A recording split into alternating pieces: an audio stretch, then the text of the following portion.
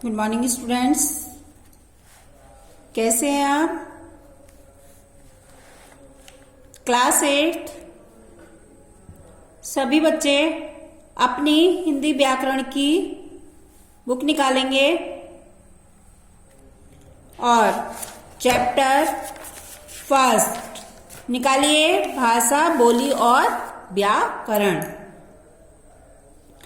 प्यारे बच्चों, ये चैप्टर हमने आपको कल पढ़ाया था, वह इसके बारे में विस्तार से हमने आपको समझा दिया था और इसके 2 क्वेश्चन आपको करा दिए गए थे।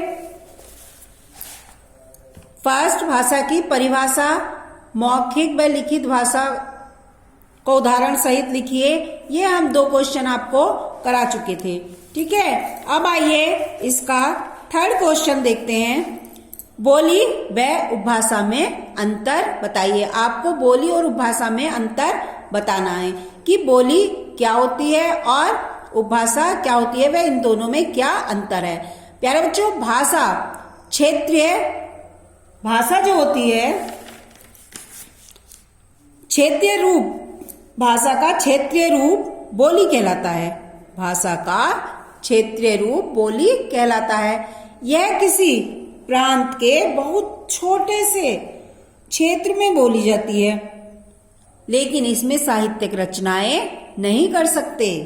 ठीक है, बोली जो होती है वो भाषा का क्षेत्रीय रूप होती है। यह किसी प्रांत के बहुत छोटे क्षेत्र में बोली जाती है, लेकिन इसमें साहित्यिक रचनाएं नहीं होती।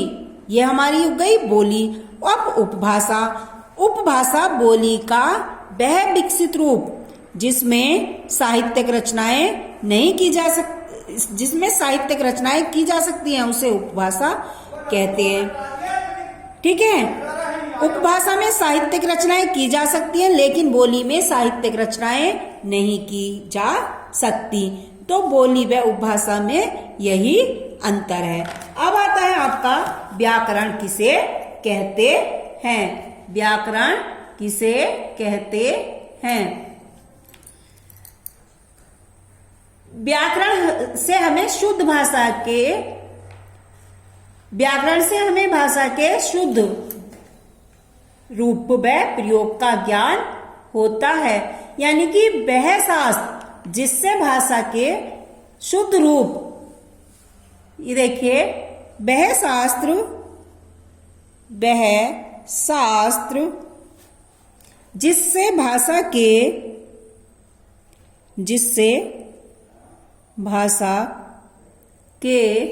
शुद्ध रूप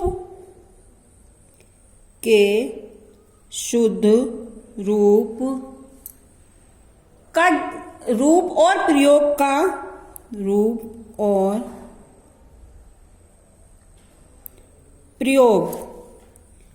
ज्ञान होता है,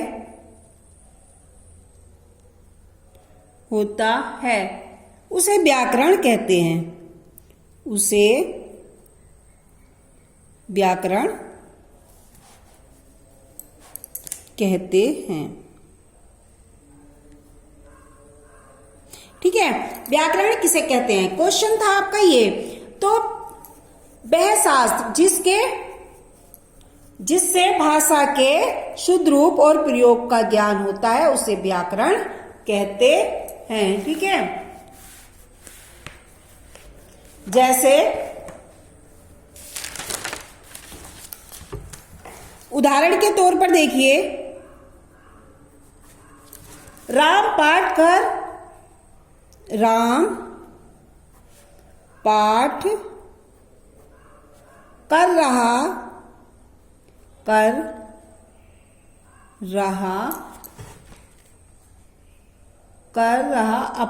याद अपना है। तो ये हमारा वाक्य जो है वो अशुद्ध है। ठीक है, अब इसका शुद्ध रूप देखिए। व्याकरण में ये हमारा जो है, ये हमारा अशुद्ध रूप है। अब इसका शुद्ध रूप देखिए, राम अपना पाठ याद कर रहा है। राम अपना पाठ याद कर रहा है। ठीक है, ये हो गया हमारा व्याकरण की परिभाषा। अब आता है इसके कितने अंग होते हैं। तो इसके यानी कि व्याकरण के 3 अंग होते हैं। व्याकरण के 3 अंग होते हैं। एक तो हो गया हमारा वर्ण विचार, दूसरा शब्द विचार, थर्ड हो गया हमारा वाक्य विचार। ठीक है, ये हो गए आपके 4 क्वेश्चन। व्याकरण के 3 अंग होते हैं, वर्ण विचार, शब्द विचार और वाक्य विचार। अब आता है आपका, ये देखिए क्वेश्चन है आपका, रिक्त स्थानों की पूर्ति कीजिए। क्या है आपका, भाषा शब्द संस्कृत की कौन सी धातु से बना है। भाषा शब्द संस्कृत की धातु से बना है। कौन सी धातु? भास। ये भास धातु से बना है। अब है भाषा के 2 रूप हैं, वो कौन कौन से? तो मौखिक भाषा व लिखित भाषा। भाषा के 2 रूप हैं, मौखिक भाषा व लिखित भाषा। भाषा का क्षेत्रीय रूप क्या कहलाता है? बोली। भाषा का क्षेत्रीय रूप बोली कहलाता है। अब है देवनागरी लिपि का विकास कौन सी लिपि से हुआ है? तो देवनागरी लिपि का विकास ब्राह्मी लिपि से हुआ है। अब ये क्वेश्चन है हाँ अथवा नहीं में उत्तर देने हैं आपको।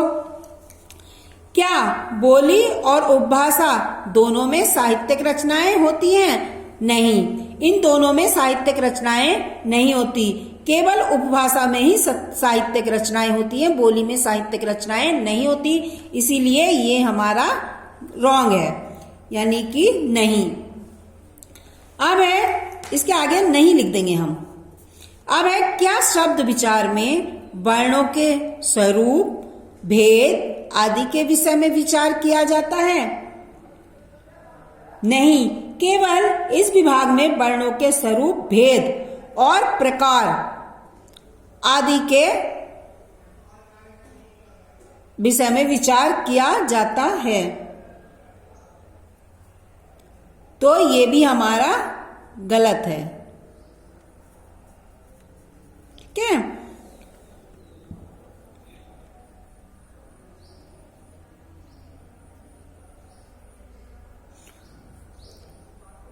अब है क्या हिंदी भारत की राष्ट्रभाषा व राजभाषा है? ये हमारा सही है। क्या व्याकरण में भाषा के शुद्ध रूप का ज्ञान होता है? ये भी हमारा सही है। अब है निम्नलिखित लिपियों की भाषाओं के नाम लिखने हैं। तो रोमन लिपि की भाषा है अंग्रेजी और जर्मन। देवनागरी की भाषा है हिंदी, संस्कृत, मराठी और नेपाली। ठीक है, अब गुरुमुखी की है पंजाबी। फारसी की भाषा है उर्दू। अब है सही विकल्प पर सही का चिन्ह लगाइए। मराठी भाषा की लिपि कौन सी है? गुरुमुखी, देवनागरी, फारसी, रोमन। तो इसमें मराठी भाषा की लिपि है देवनागरी। आप देवनागरी पर टिक का निशान लगाएंगे। अब अंतरराष्ट्रीय भाषा है हमारी हिंदी है, नेपाली है, अंग्रेजी है या जापानी है। तो अंतरराष्ट्रीय भाषा है अंग्रेजी, क्योंकि ये विश्व के संपूर्ण क्षेत्र में बोली जाती है। व्याकरण के किस विभाग में लिंग वचन के विषय में विचार किया जाता है? वर्ण विचार, शब्द विचार, वाक्य विचार, इनमें से कोई नहीं।